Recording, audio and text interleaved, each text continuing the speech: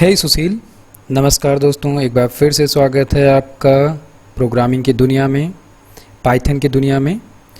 तो हम प्रीवियसली बात कर रहे थे जेंगो में फ़िल्ट्रेशन की, और हमने फ़िल्टर भी सेट कर लिया है। फ़िल्टर को सेट करने के साथ में ही हमने अपना जेंगो रन भी कर लिया है। जेंगो रन करने के साथ में अगर हम चलें यहाँ पर, तो अभी तक हमें कुछ इस तरीके से हमारा वर्क दिख रहा है कि यहाँ पर हमने फ़िल्टर एक सेट कर लिया है। सबसे अच्छी बात क्या है कि जेंगो को पता है कि हमने फ़िल्टर जो लगाया है वो डेट के हिसाब से लगाया, और डेट के हिसाब से हम क्या कर सकते हैं, टुडे का डेट ले सकते हैं, या 7 दिन पास्ट का ले सकते हैं, या इस मंथ में जितने भी क्वेश्चन पब्लिश किए गए हैं वो ले सकते हैं, या फिर दिस ईयर। तो ये चीज़ हमने नहीं की थी। बस हमने क्या किया, हमने लिस्ट फ़िल्टर एट्रीब्यूट लिया और उसके अंदर हमने लिस्ट में पब्लिकेशन डेट पास किया, असाइन कर दिया। ये इसी के बिहाफ पे ऑटोमेटिक समझ जा रहा है कि क्या काम इसको करना है, और एडमिन पैनल में किस जगह पर, प्रॉपर जगह पे क्या क्या फील्ड के हिसाब से सर्चिंग दे देनी है। तो ये भी एक मस्त इंटरेस्टिंग पार्ट है इसका। लेकिन अब फाइनली हमारा कुछ लास्ट टचअप बचता है जो हम कस्टमाइज कर रहे हैं। इसके अलावा तो इसके अंदर बहुत सारी चीज़ें हैं, और आप प्रॉपरली क्या कर सकते हैं, जेंगो की साइट पे डॉक्यूमेंटेशन में जा सकते हैं। तो जैसे अभी हमने जो फील्ड सेट के लिए काम किया था, फील्ड सेट से रिलेटेड मैंने यहाँ पर यूआरएल दे दिया है, सो दैट कि अगर आपको फील्ड सेट से रिलेटेड कुछ और पढ़ना है तो आप इस यूआरएल पे ऑल्ट प्रेस करो और इसके साथ में क्लिक करते ही ये यूआरएल साइट पे खुल जाएगा। बाकी ये गिटहब पर तो आपको कोड मिल ही रहा है, तो वहाँ से भी आप जा सकते हैं। तो हम आगे बढ़ते हैं। फाइनली हमें करना क्या है, हमें एक छोटा सा सर्च बार भी यूज करना है, सो दैट कि सर्च भी हमें दिखे। अगर हम इन केस कोई भी क्वेश्चन को सर्च करना चाहते हैं, हम फिल्टर से नहीं मिल पा रहा है, हमें सर्च करना चाहते हैं, तो वो फैसिलिटी भी हम दे सकते हैं। तो लास्ट एक चीज़ हम यहाँ पर कर लेते हैं, सर्च। तो add search bar on top of questions list. एक छोटा सा काम। अब हमें ये पता चल चुका है कि हम जेंगो के अंदर एडमिन पैनल में कस्टमाइजेशन में क्या कर रहे हैं। नंबर ऑफ एट्रीब्यूट्स पहले से ही डिफाइन करके रखे गए हैं, बस हमें ये पता होना चाहिए कि किस काम के लिए किस एट्रीब्यूट का यूज करना है, सो दैट कि हम वो फंक्शनैलिटी यूज कर सकते हैं। अब जैसे यहाँ पर हमें एक छोटा सा सर्च बार अगर ऐड करना है, तो हमें यहाँ पर HTML और CSS की कोडिंग नहीं करनी है। सिंपली जेंगो ने पहले से ही एक सर्च बार की कोडिंग कर रखी है, CSS HTML बना रखा है।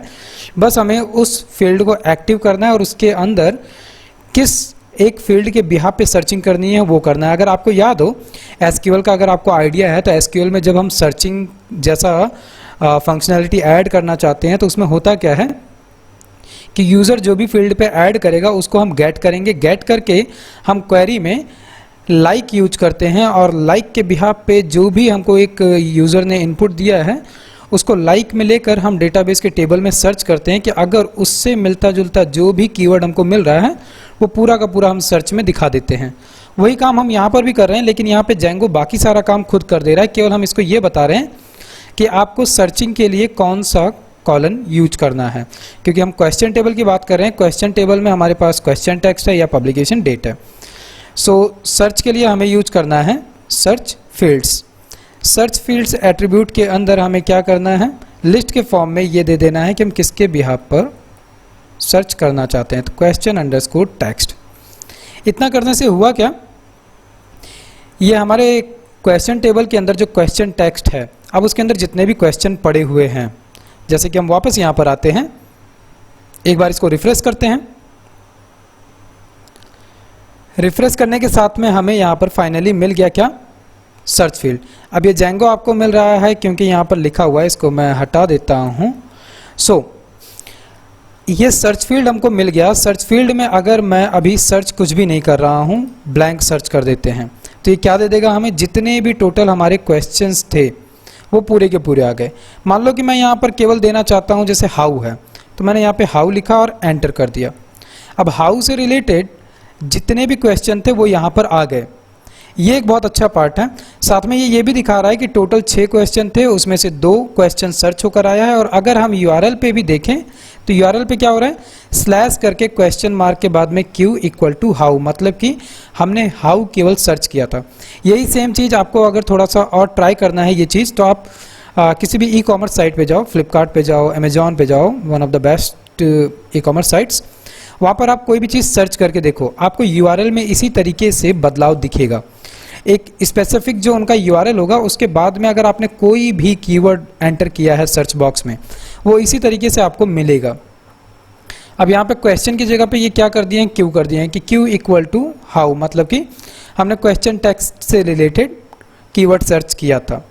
अब यहाँ पर सबसे इंटरेस्टिंग पार्ट क्या है, हमें पता है कि हम सर्च फील्ड है यहाँ पर, तो हम यहाँ पर अगर देना चाहें तो मल्टीपल फील्ड्स दे सकते हैं। जैसे कि हम वापस आते हैं, यहाँ पर हमें डेट पब्लिश्ड भी मिल रहा है और क्वेश्चन डेट मिल रहा है। तो हमें पता है कि हमारे क्वेश्चन टेबल के अंदर असल में एक पब डेट के नाम से भी फील्ड है, तो हमने ले लिया पब अंडरस्कोर डेट।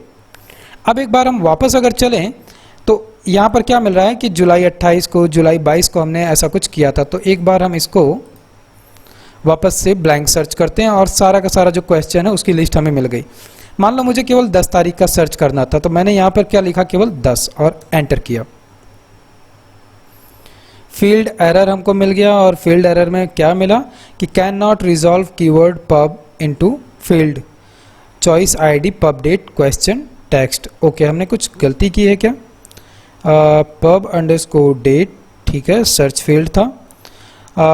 एक बार हम वापस चलते हैं, मैंने केवल 10 लिखा है, सो 10 ना लिखकर हमें क्या लिखना पड़ेगा, अभी के लिए हमें शायद पूरा पैरामीटर चाहिए। एक बार हम टेबल में चलते हैं हमारे क्वेश्चन के, यहाँ पर फील्ड क्या है, इस तरीके से लिखा हुआ है, तो ठीक है हम इसी तरीके से दे देते हैं, कोई दिक्कत की बात नहीं है। हम एक्चुअल में इसको यहाँ से कॉपी करते हैं अभी आसानी से इसको रिजॉल्व करने के लिए। तो मान लो हमने यहाँ पर दिया कुछ ऐसे और एंटर किया, फाइनली हमको फिर से वही एरर मिला। अब ये हमको चेक करना पड़ेगा कि असल में ये हो क्या रहा है। कह तो यही रहा है कि can not resolve keyword pub into field, choices our choice ID और पब डेट क्वेश्चन टेक्स्ट, इतनी चीज़ें हमको मिल रही हैं। ठीक है, हम पब डेट दे रहे थे। ओके, जस्ट अ सेकेंड, इसके लिए हमें थोड़ा सा R&D करनी पड़ सकती है। वैसे हम एक काम और कर सकते हैं, इसको हम ऐसे ही सेम टू सेम रहने देते हैं। एक बार हम फिर से चलते हैं अपने पेज पे और यहाँ पे जो हमने पब्लिकेशन डेट इस तरीके से सर्च किया है, ओके ये हमको इस तरीके से करना पड़ेगा। ठीक है, एक काम हम और कर सकते हैं, जैसे कि ये क्वेश्चन जो है इसका पैरामीटर कुछ इस तरीके से हमने कस्टमाइज करके दिया हुआ है, तो एक बार हम ये भी करके देख लेते हैं। वैसे हालांकि पब्लिकेशन डेट के हिसाब से हमें डेट मिलनी चाहिए। अच्छा ठीक है, ये क्या कर रहा है कि इसको इस तरीके से कुछ नहीं मिल रहा है। ठीक है, कंफ्यूजन तो ये है। अच्छा हम 2020 देकर देखते हैं। ठीक है, इसको ये चीज़ तो पसंद आ गई, इसने 20 ले लिया लेकिन 10 नहीं लिया। ओके, सो हम इसको ऑग देते हैं और देखते हैं कि ऑग लेता है कि नहीं लेता है। ठीक है, इसने ऑग नहीं लिया, ऑग डॉट देते हैं, इसने ये भी नहीं लिया। इसके लिए हम क्या कर सकते हैं, फ़िलहाल तो सर्च फील्ड के अंदर हम मल्टीपल फील्ड्स दे सकते हैं और ये सर्च फील्ड जो है ये हमको पब्लिकेशन डेट के हिसाब से भी सर्च कर सकते हैं, क्वेश्चन टेक्स्ट के हिसाब से भी हम सर्च कर सकते हैं। ठीक है, तो एक काम और करके देखते हैं, हम हाउ को ही एक बार फिर से सर्च करके देखते हैं कि क्या ये हमको सर्च में मिल रहा है। ओके, ये चीज़ तो हमको सर्च में मिल रही है, दैट मीन्स कि ये वर्क कर रहा है। डेट पब्लिश्ड ये हमको सर्च में क्यों नहीं मिल रहा है, ये चीज़ चेक करनी पड़ेगी। ठीक है, इसको मैं आपके ऊपर छोड़ता हूँ कि आप इसको मुझे ट्राई करके और मुझे बताओ कि पब्लिकेशन डेट क्यों नहीं ले रहा है, मैं यहाँ पर क्या गलती कर रहा हूँ पब्लिकेशन डेट को लेने में। अभी के लिए मैं इसको ऐसे ही एज इट इज़ छोड़ देता हूँ, लेकिन हाँ जाते जाते यहाँ पर कुछ चीज़ें और हम देख सकते हैं। जैसे ये चीज़ मैंने जो लिखी है ये एक्चुअल में वर्क करती है, क्योंकि असल में अगर आपको प्रोसीजरल क्वेरी का तरीका पता हो तो जब हम लाइक की बात करते हैं तो हम एसक्यूएल की क्वेरी में क्या करते हैं, लाइक कीवर्ड यूज करते हैं और वो हमको जो कोई भी हमको पैरामीटर मिल रहा है यूजर के थ्रू उसको हम सर्च कर सकते हैं। तो इससे रिलेटेड आप मल्टीपल यहाँ पर फील्ड दे सकते हो, क्योंकि हम यूज़ तो लिस्ट का कर रहे हैं और लिस्ट में हम मल्टीपल वैल्यूज़ पास ऑन कर सकते हैं। और ये जो हम पास कर रहे हैं ये अगर हमें डेटाबेस के टेबल में उससे रिलेटेड डेटाबेस कॉलम मिल रहा है तो जाहिर सी बात हो उसका हमको रिजल्ट भी मिलेगा ही मिलेगा। तो ये तो फाइनली बात हुई किस चीज़ की कि हमने कुछ छोटे मोटे काम करके इसको फाइनली ख़त्म कर दिया है जो हमारे एडमिन पैनल का काम था। अब जो हमारा फाइनल वर्क है वो क्या बचता है कि हम अब फाइनली एडमिन पैनल में HTML के पेजेस को चेक करें और उसमें कस्टमाइजेशन करें, क्योंकि ये सारा काम अभी तक हमने जो किया है ये हमने क्या किया कि यहाँ पर क्वेश्चन लेकर आए, पोल्स के अंदर हमने चॉइस भी देखी, इसके बाद में हमने क्वेश्चन का जो क्या कहते हैं पेज था यहीं पर हमने सिंपली क्वेश्चन अगर हम कोई नया ऐड करने जा रहे हैं तो वहीं उसी टाइम पे हमने नंबर ऑफ चॉइसेस भी ले ली।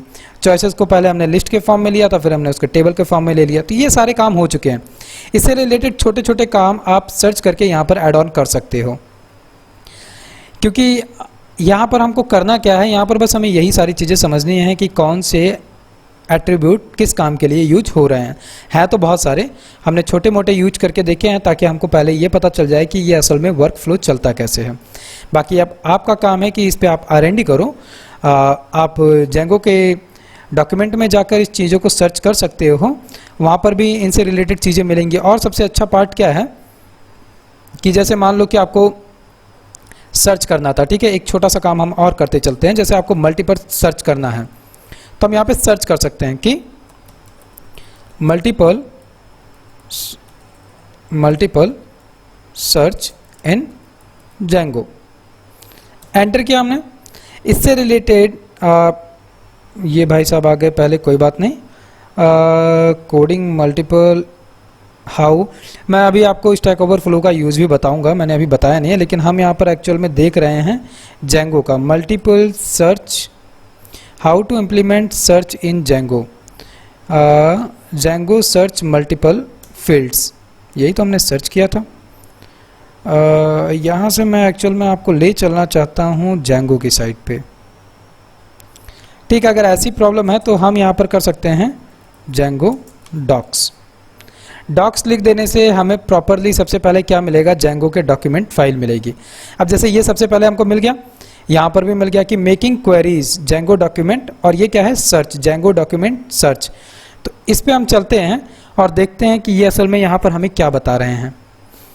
तो जेंगो के अगर हम सर्च पे आते हैं तो स्टैंडर्ड टेक्सचुअल क्वेरी, ठीक है, हमें एक्चुअल में यहाँ नहीं जाना था, हम असल में एडमिन पैनल में, याद रखना कि जेंगो के अंदर फ्रंट एंड और एडमिन दोनों हो रहा है, ठीक है। जेंगो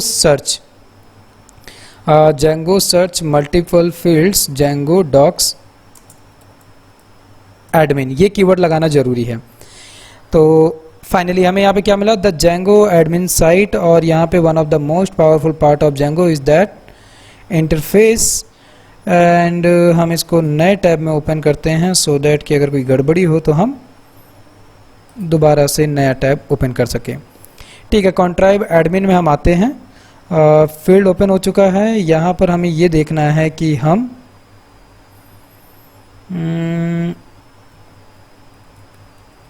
हमने सर्च कीवर्ड को सर्च किया और ये हमको असल में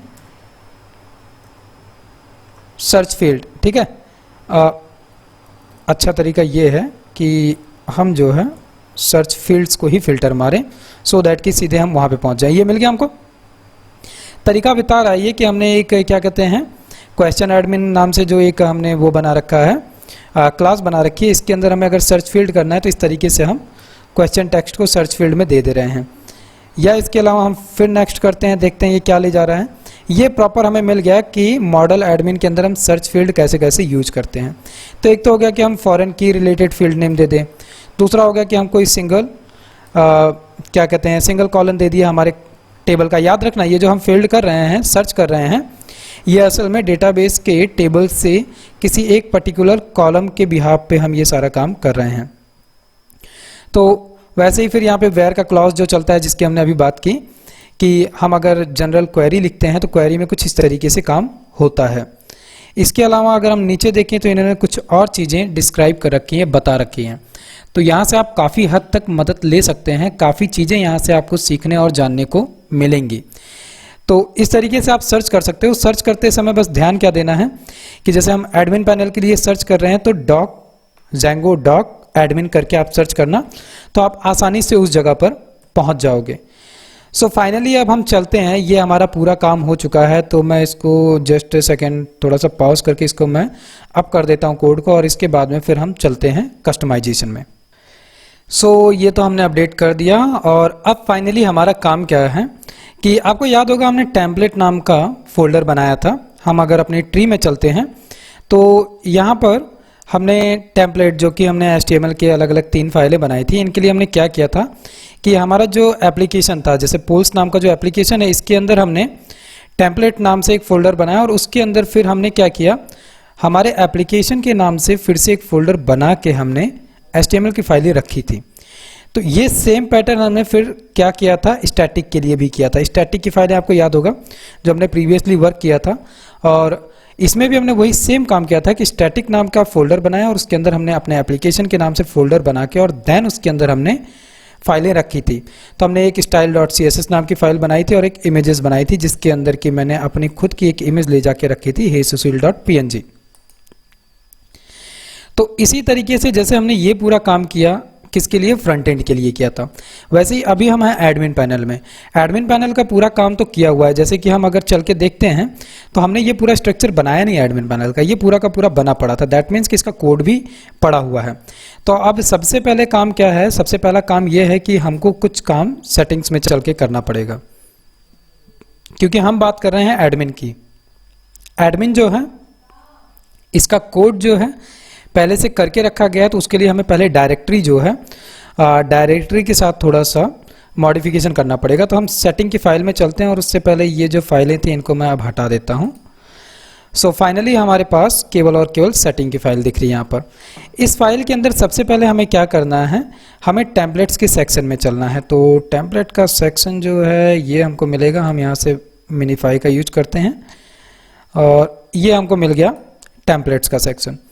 टेम्पलेट्स के सेक्शन के अंदर अगर हम नोटिस करें तो यहाँ पे पहले से ही ये डिफाइन है कि बैकएंड क्या है, कि django.templates.backends.django, और इसके अंदर Django टेम्पलेट्स। यहाँ पे डायरेक्टरी आप अगर देखो dir जो है ये अभी एम्प्टी पड़ा हुआ है। इस चीज़ में हमको बेस डायरेक्टरी सेट करनी है और बताना है कि आपको कौन सा फोल्डर यूज करना है। तो इसके लिए हमें क्या करना है, इसके लिए हमें यहाँ पर सिंपली बेस डायरेक्टरी को सेट करना है सबसे पहले। सो सिंगल कोट नहीं देना था, मैंने गलत लिख दिया, base_dir, ये कीवर्ड ऑटोमेटिक आ गया। यही होता है बेस dir को सेट करने के लिए, एंड देन स्लैश, और स्लैश करके क्या देना है यहाँ पर हमें, टेम्पलेट्स। अब ये टेम्पलेट्स का नाम हमने स्मॉल लेटर में दे रखा था, वैसे ही यहाँ पर भी हमें देना है टेम्पलेट्स। आपको याद होगा मैंने एक गलती की थी एक बार, जब टेम्पलेट्स मैं डिफ़ाइन कर रहा था, यहीं पर शायद मैंने डिफ़ाइन किया था, just a second, static file भी डिफ़ाइन की थी, तो वहाँ पर कुछ गलती की थी मैंने, इसी तरीके की गलती हुई थी वहाँ पर, और उसकी वजह से थोड़ा सा परेशानी भी झेलनी पड़ी थी।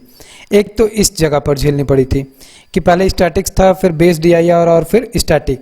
तो इसी तरीके से ये जो बेस डायरेक्टरी यहाँ पर है, यहाँ पर भी असल में इसका मतलब क्या है कि ये बेस dir जो हमने लिखा है, इसके बाद में ये स्लैश नहीं होना चाहिए।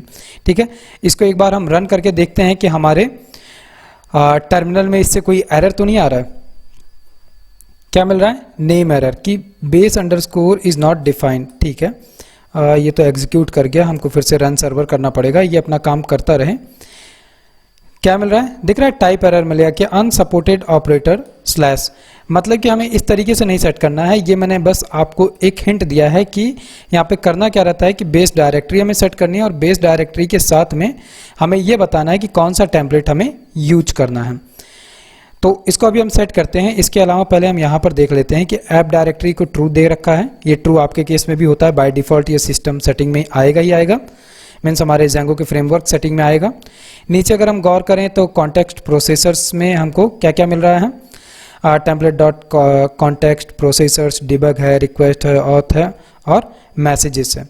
तो ये सारी चीज़ें तो यहाँ पर रहेंगी ही रहेंगी, एज इट इज़ रहेंगी, इसमें हमें कोई भी चेंजेस नहीं करना है। जो अभी हमें करना है वो करना है बेस डायरेक्टरी में। स्लैश को हटा के कॉमा करते हैं।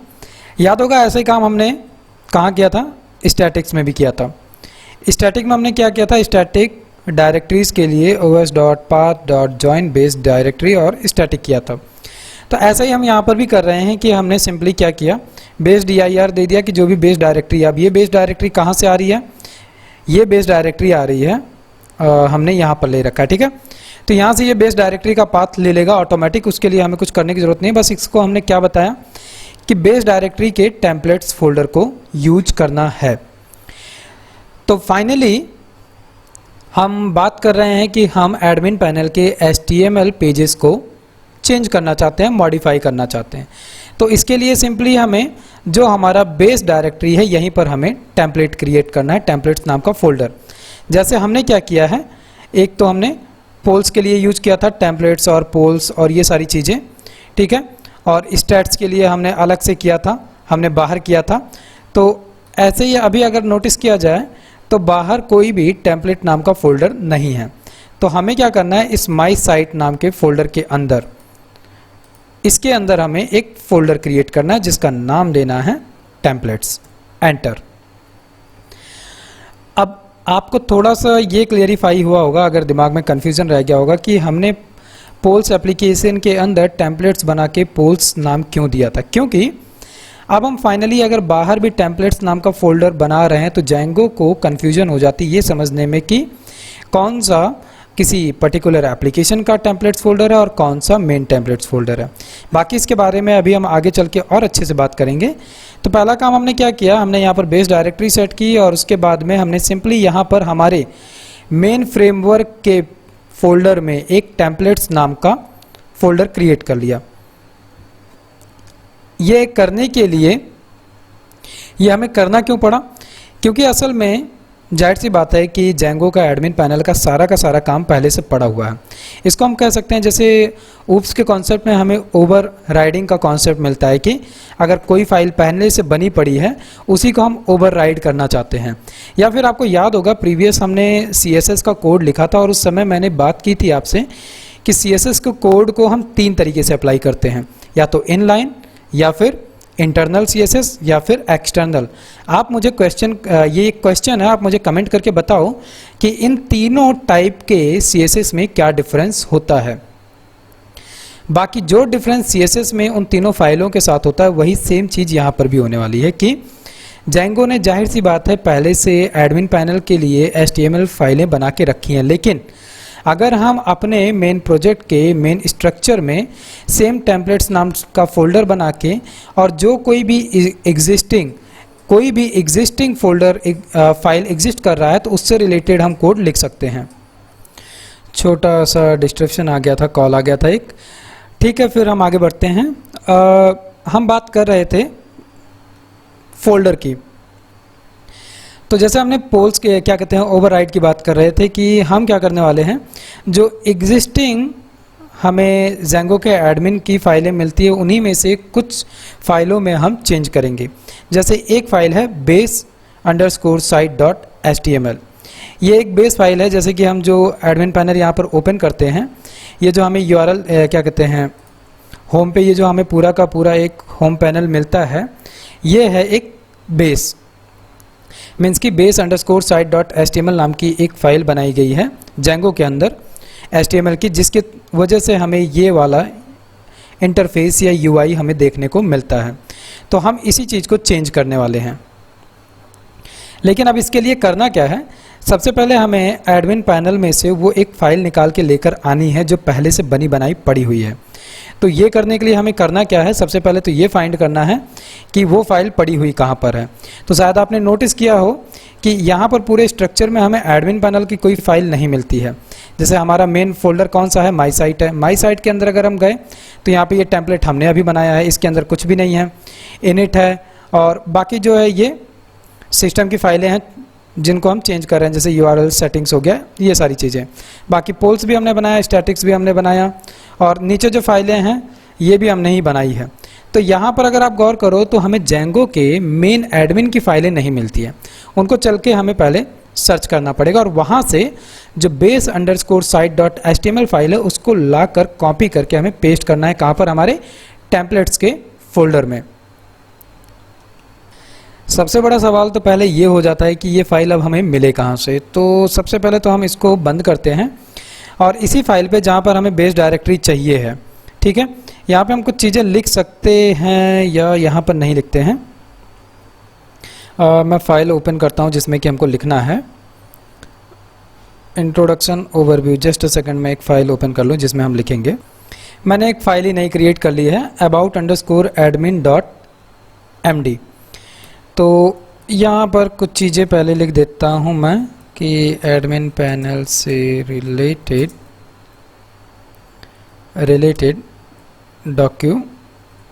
डॉक्यूमेंट्स, ठीक है।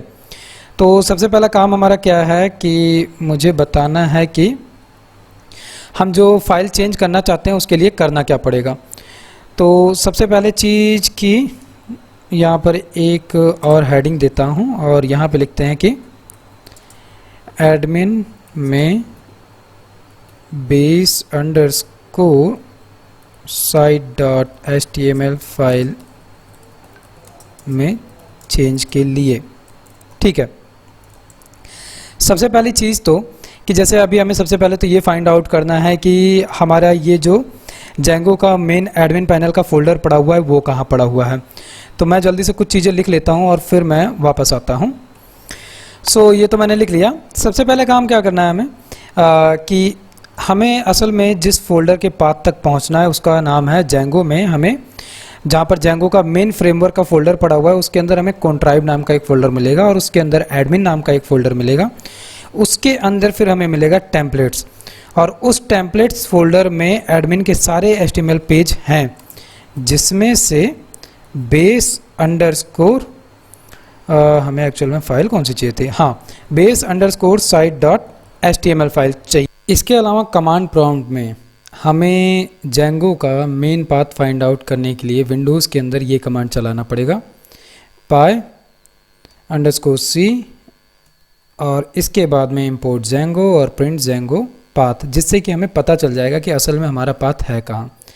तो हम टर्मिनल ओपन करते हैं। इसके अलावा iOS के लिए ये कमांड है, तो मैं ओपन करता हूँ एक न्यू टर्मिनल और यहाँ पे सिंपली सबसे पहले तो मुझे जाना पड़ेगा कहाँ पर, जो हमारा मेन प्रोजेक्ट फाइल है, तो cd my site और यहाँ पर हम रन करते हैं ये कमांड। इससे जब हमें पाथ मिल जाएगा फिर हमें उस फोल्डर पे जाना है। तो फाइनली पाथ हमें मिल गया कि C के अंदर अब डाटा में, लोकल में, प्रोग्राम्स में पाइथन है, पाइथन का वर्जन है, उसके अंदर लिब में स्टेट पैकेज के अंदर पड़ा हुआ है क्या, जेंगो। सो ऑल्ट बटन को प्रेस करके मैं इसको ओपन कर सकता हूँ। सो मैंने इसको ओपन किया। अब ये क्या है, ये एक नए VS कोड एडिटर में मुझको ओपन होकर मिल जाएगा। फाइनली ये ओपन होके मिला और साथ में क्या मिल गया, सबसे अच्छी चीज़ है कि base.html फाइल मिल गई। तो इसी को हम बड़ा कर लिए। अब ये जो फाइल मिली यही फाइल असल में चाहिए थी, लेकिन ये सब कुछ करने से पहले एक बार हम स्ट्रक्चर देख लें कि हमारा जो ये मेन फाइल है इसका स्ट्रक्चर क्या है। तो सेम टू सेम एडमिन के अंदर आए कि जेंगो के अंदर क्या है, कॉन्ट्राइब नाम की एक फ़ाइल थी, कॉन्ट्राइब के अंदर आए, उसमें एडमिन है। एडमिन के अलावा यहाँ पर और भी बहुत सारी फाइलें हैं, ठीक है। एडमिन डॉक्स है, ऑथ है, कंटेंट टाइप्स है, फ्लैग पेज है, GIS है, ह्यूमनाइज है, मैसेज, पोस्ट गेट्स है, रिडायरेक्ट्स है, सेशन है, site map, site static files और सिंडिकेशन।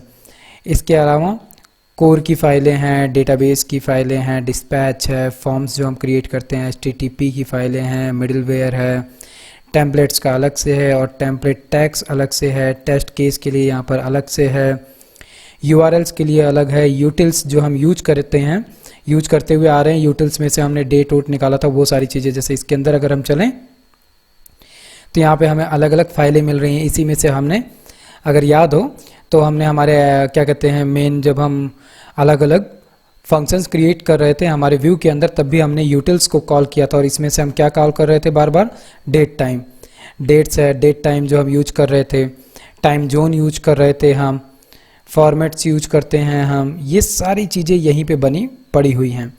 तो जैसे ये यूटिल्स है, इसी तरीके से टेस्ट, जो टेस्ट में से हम कॉल कर रहे थे टेस्ट केस को, ये रहा वो टेस्ट केसेस, इसी फाइल को हम क्या कर रहे थे, इंपोर्ट कर रहे थे बार बार। ये वही फाइल है जिसको हम इंपोर्ट कर रहे थे। इसके अलावा यहाँ पर और भी बहुत सारी चीज़ें हैं, जैसे व्यूज़ है। ये व्यूज़ के अंदर भी हमें क्या क्या मिल रहा है, डेकोरेटर्स हैं, जेनरिक फाइलें हमने यूज की थी। अगर याद हो कि जेनरिक में से हमने डेट्स निकाला था, बेस निकाला था, और हमने लिस्ट का यूज किया था। इसके अलावा टेम्पलेट्स का अलग से है, टेम्पलेट्स अगर याद हो तो टेम्पलेट्स हमने यूज किया था। तो ये बहुत सारी फाइलें हैं इसके अंदर, लेकिन हम वापस आ जाते हैं जहाँ पर थे। अब आपको ये देखकर ये समझ में आ रहा होगा कि इसके अंदर बहुत सारी चीज़ें हैं जो हमें धीरे धीरे करके समझनी है। इनको टाइम लगेगा, जाहिर सी बात है, लेकिन हम धीरे धीरे यूज कर करके समझ सकते हैं। आप यहाँ से भी सीधे यूज कर सकते हो इन चीज़ों को। जैसे मुझे अगर सेशन यूज करना है तो मुझे पता है कि मुझे क्या करना पड़ेगा। हम क्या कहते हैं, कॉन्ट्राइब में हैं, तो सिंपली सेशन यूज करने के लिए हमें क्या करना है, इंपोर्ट सेशंस। और सेशंस में से जिस चीज़ का आपको यूज करना है, जैसे बैकएंड के लिए यूज करना है, लोकल के लिए या मैनेजमेंट के लिए या माइग्रेशन के लिए, इनके अंदर भी अलग अलग फाइलें हैं। जैसे लोकल्स के अंदर आए तो ये क्या है, ये लोकल्स का इंग्लिश लैंग्वेजेस के हिसाब से आपका वो टाइम जोन के हिसाब से आपको मिल जाता है। तो बहुत सारी चीज़ें हैं, लेकिन हम वापस आ जाते हैं हमारे पर। यहाँ पर बाकी आप खुद से एक बार जाकर चेक करना। हाँ, बस इतना ध्यान रखना कि इन फाइलों में आप डायरेक्ट कुछ भी चेंज मत करना, अदरवाइज आपके फ्रेमवर्क का पूरा स्ट्रक्चर डिस्टर्ब हो जाएगा और फिर उस प्रॉब्लम को सॉर्ट आउट कर पाना थोड़ा टिपिकल हो जाएगा स्टार्टिंग लेवल पे। तो हम बात कर रहे थे कॉन्ट्राइब में एडमिन की। एडमिन के अंदर हमको मिलता है टेम्पलेट्स, और टेम्पलेट्स के अंदर अगर आप देखो तो एडमिन का टेम्पलेट अलग है, रजिस्ट्रेशन के टेम्पलेट्स अलग है। लेकिन हमें इसके अंदर से क्या चाहिए था, एडमिन के अंदर से हमें HTML के टेम्पलेट्स चाहिए। तो यहाँ पर बहुत सारे टेम्पलेट्स पड़े हुए हैं। इसी में से हमें जो एक चाहिए वो क्या चाहिए है, बेस साइट। तो हम मिनिमाइज करते हैं एक्सप्लोरर को। ये जो पूरा का पूरा कोड है, इसी कोड को हमने कॉपी किया और कॉपी करके कहाँ ले चलना है हमें, हमारी फाइल में। इसको मिनिमाइज कर देते हैं हम, और यहाँ पे जो एक टेम्पलेट्स नाम का हमने फोल्डर बनाया है बाहर, ये रहा। इसी टेम्पलेट्स के अंदर एक फाइल हमें क्या क्रिएट करनी है, सिंपली हमारे बेस HTML के लिए। तो बेस साइट नाम से हम एक फाइल क्रिएट कर लेते हैं इसके अंदर। तो यहाँ से हमने क्या क्रिएट करना है, base underscore site dot HTML, और इसके अंदर सिंपली हम कोड को पेस्ट कर देते हैं। ये करने से होगा क्या, अभी अगर हम चल के अपना कोड रन करेंगे तो हमको मिलने वाला तो यही है। लेकिन कोड रन करने से पहले एक बार हम टर्मिनल को चेक कर लें कि टर्मिनल हमारा क्या कर रहा है। तो जैसे मेरे पास अभी हमारा 2 टर्मिनल ओपन हुआ पड़ा है, ठीक है। तो एक तो ये टर्मिनल हो गया, और दूसरा वाला जो हमारा टर्मिनल था पाई वाला। तो यहाँ पर कोई एरर नहीं है, दैट मीन्स कि हम यहाँ आते हैं और एक बार इसको रन करते हैं। कोई एरर नहीं है, दैट मीन्स कि ठीक है। इसी फाइल को अब हम टर्मिनल को और एक्सप्लोरर को मिनिमाइज कर देते हैं। इसी फाइल के अंदर असल में हमें चेंज करना है, क्योंकि कोड के अंदर हम चेंज कर रहे हैं। तो सबसे पहले चीज़ तो ठीक है, ये बेस डॉट HTML, मतलब कि अगर आपने थोड़ा पहले प्रीवियसली डेवलपमेंट पे वर्क किया हुआ है और वेब डेवलपमेंट पे वर्क किया हुआ है, तो वेब डेवलपमेंट में हम एक काम करते हैं कि हमेशा जो हेडर और फुटर होता है उसको तोड़ के अलग कर लेते हैं, क्योंकि ये हेडर और फुटर लगभग हर एक पेजेस में सेम टू सेम होता है। सो अलग होता है। और इसी तरीके से जैसे कि सॉरी फ़ोन आ गया था और थोड़ा सा लिंक हमारा टूट गया।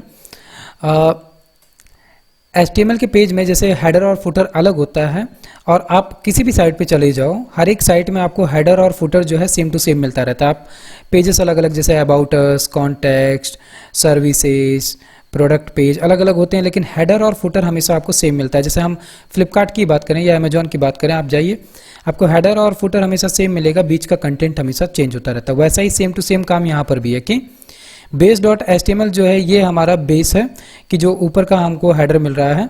टाइटल हमने चेंज कर रखा है, यहाँ पे टाइटल एक ले रखा है कि जेंगो साइट एडमिन। तो ये जो जेंगो साइट एडमिन, असल में हमने टाइटल यहाँ पे क्रिएट किया है, यही चीज़ हमको यहाँ पर मिलती है।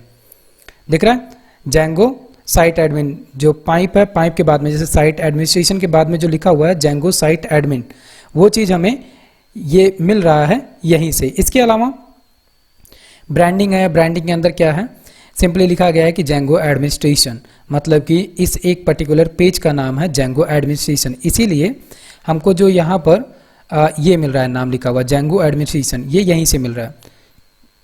इसके अलावा अगर यहाँ पे नोटिस करोगे तो क्या है, welcome admin, view site, change password, log out, ये सारी चीज़ें भी हमें कहाँ से मिल रही हैं। अब वो चीज़ें यहाँ पर तो बनी नहीं है। दैट मीन्स कि अगर आप नोटिस करो तो यहाँ पर एडमिन इंडेक्स पेज को कॉल किया गया है।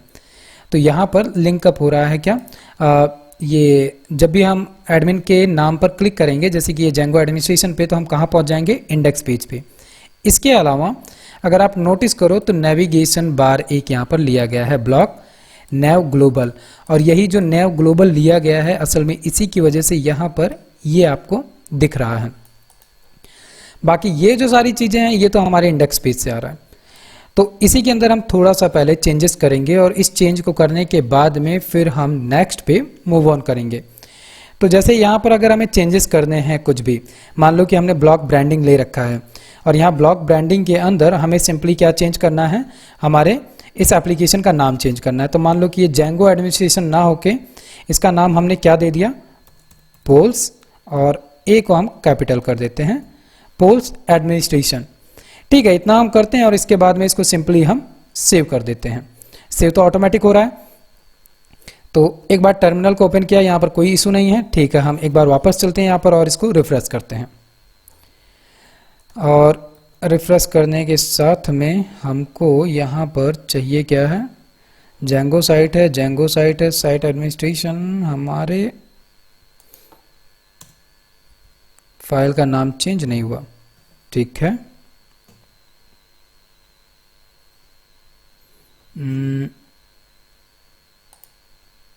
Django site admin, polls administration, हमने नाम चेंज किया लेकिन चेंज नाम नहीं हुआ। ठीक है, कोई बात नहीं।